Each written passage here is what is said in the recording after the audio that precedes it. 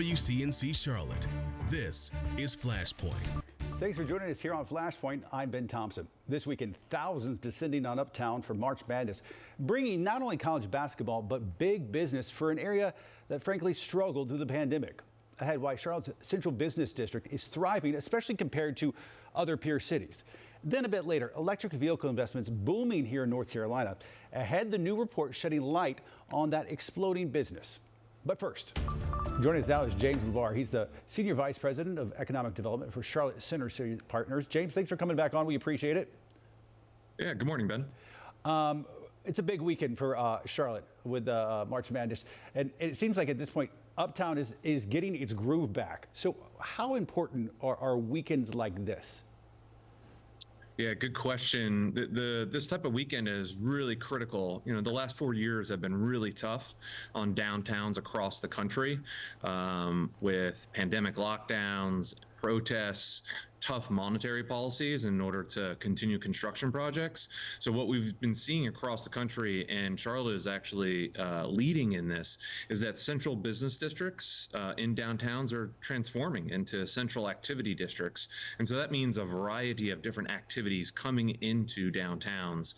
And Uptown and South End, Midtown, Charlotte Center City is really lucky to have venues like the Spectrum Center that is hosting March Madness this weekend, the Bank of America Stadium that's got all of Charlotte FC, Panthers, college activities, big concerts coming in. So we're really lucky to have that infrastructure in place to really make that transition from a central business district. So just think of typical office complex to a place where it has a variety of activities, local restaurants, museums, cultural centers, concerts, and the basketball tournaments. What would you say to other cities out there, other central business districts that are not quite seeing the success that Uptown is seeing? Yeah, so I think some downtowns across the country have moved those large stadium assets outside of their downtown, maybe chasing cheaper land values or trying to build something like brand new.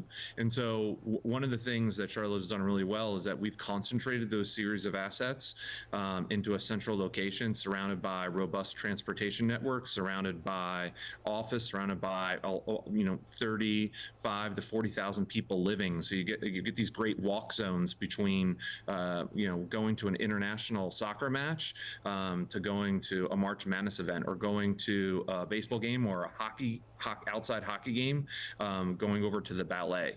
And so that concentration of assets with that transportation network, some other cities have moved away with that and kind of distributed it more. And so we have a real nice cultural concentration here in Charlotte. I saw Thursday night, I saw light rail packed, thousands of people. And it, as an urbanite myself, as someone who doesn't live uptown but lives near uptown, it was great to see. And I'm sure people like you want to see more of that. Do you think, does this make a good case for increasing our transit options out there? Absolutely. Infrastructure is a key piece of the economic development story. And in order for a lot of people ask us, like, are we back yet to 2019? And for a couple of years now, we've been talking about, we're not going back, we're going forward. And so we got to stay competitive with our peer set of cities, and infrastructure is a key component to staying competitive in a place that's attractive to stay, and also attractive for people moving in, attractive for those large concerts that are looking for venues across the country. Transportation is a key component of figuring that out. And so it's an important piece of that moving forward. Another important piece moving forward too is the infrastructure of small businesses. And so in 2023, we had more than 30 small businesses pop up, start in Uptown. And so we've had a series of new businesses starting now in early 2024, and we've got some new ones coming on. All those visitors coming in, or people working, or people living in Uptown and South End, they want that authentic experience, and small businesses do it in a really vibrant way. What's the economic impact of a weekend like this? So It's interesting you ask. Like, it'll take a little bit of numbers to bring that to fruition, but we're really anticipating March Madness to be one of the top 10 weekends for Charlotte across the year. Last year, Luke Combs really blew it out of the water with 260 to 265,000 visits on each of those concert days. Right now, the best event that we have going on right now is the Charlotte FC home opener. More than 180 to 190,000 visits of people coming in, and we're anticipating that March Madness also delivers in that range somewhere of 200,000 visits. That first round of March Madness is really fascinating because you get so many teams, and so you get all these supporters coming in. Like yesterday on the street, you saw UNC, Chapel Hill, Texas, Michigan State. So it was awesome to see all those different schools and groups coming in. You've talked about this sort of conversion of Uptown to being a more of a activity district and less just a place for work is what it has been for so long. But that switch to activity district, I think that's a 7-day-a-week culture. That's a 7-day-a-week thing. But some of the big events you're talking about, March Madness, Luke Combs, Beyonce last year, how do those figure into your strategy for Uptown? Sure. So one of the things that's really interesting is actually all those different types of activities, whether it be a new restaurant to Beyonce, actually attracts talent of tomorrow.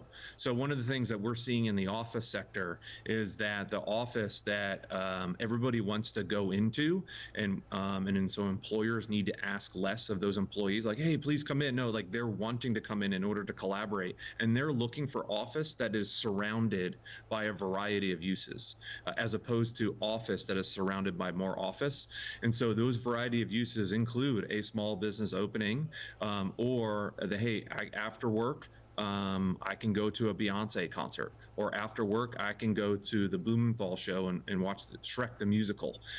All those different things. Or, hey, in April, we have the Shout Festival. And so 17 days of art, music, food, that in between meetings, at lunch, before work, after work, that you can walk to those things. And that's a really important component, again, to attract the talent of tomorrow. I mean, you make a compelling case for the health of Uptown. What strikes me, one downside could be crime, recent crime. Being that Uptown is an economic engine for the Carolinas, people don't want to go there, though, if it's not going to be safe. What is your message to police, and perhaps more importantly, to lawmakers about the importance of keeping and protecting Uptown and making sure that it's safe? Yeah, no, safety is paramount. Any visitor that comes in needs to feel so comfortable that they would bring their family, whether it be their grandmother or grandfather in the 80s, or grandchildren 8 years or younger. And so that's a really important piece. On that note, safety statistics have shown that downtowns are actually safer than they have been, but there's a key component of perception. And we believe that perception piece not only is having presence of CMPD and to be seen, but also it's the influx of people coming into one's downtown to see those fans, to see those showgoers, to see those people going into that restaurant. So that increased activity with increased presence will bring not only the statistics down, but it'll also bring the perception of safety up.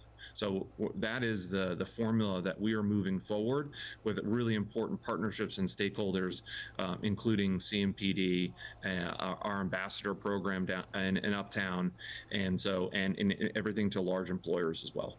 Well, I know times were tough there for a couple of years in Uptown and downtowns across the country. So as a Charlottean, it's good to see things going so well. All right, James LeBar, a Senior Vice President of Economic Development for Charlotte Center City Partners. James, thanks for coming on. We appreciate it. Yeah, appreciate it, Ben. Have a good weekend.